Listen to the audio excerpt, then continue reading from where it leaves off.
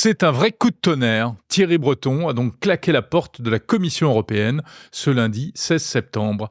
Pour des raisons politiques, apparemment, un différend ouvert avec la présidente Ursula von der Leyen, un différend politique dont on ne parlera pas ici, mais en revanche, ce qui est intéressant, c'est de voir ce que représentait Thierry Breton en matière de régulation du numérique. Et là, on peut dire que son départ, c'est vraiment une page qui se tourne. Commissaire européen au marché intérieur depuis 2019, Thierry Breton était devenu vraiment une figure de l'exécutif bruxellois, un grand pourfendeur des abus de pouvoir des géants du numérique.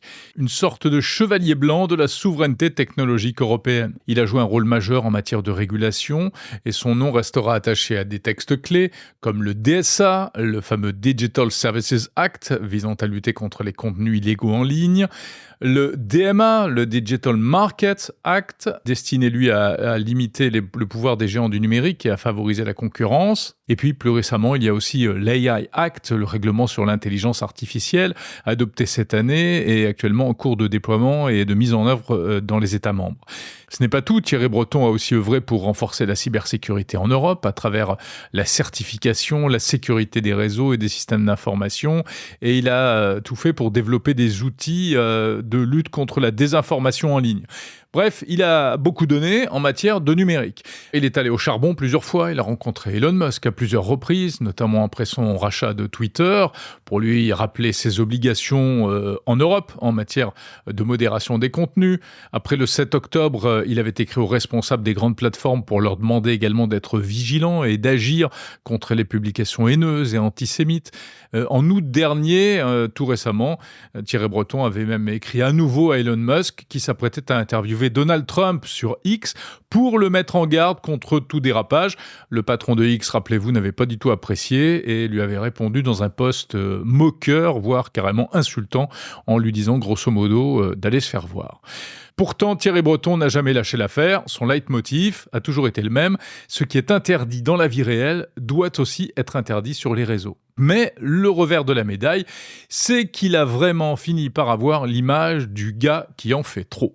Ça lui a valu des animosités au sein de la Commission européenne, à l'intérieur de son pays d'origine, la France, notamment de la part de pas mal d'entrepreneurs, et y compris sur la scène internationale, jusqu'à donner même de l'Europe l'image d'un continent prêt à réguler tous azimuts, avant même parfois que les innovations deviennent des réalités, et du coup au risque de freiner l'innovation technologique et de jouer contre son camp.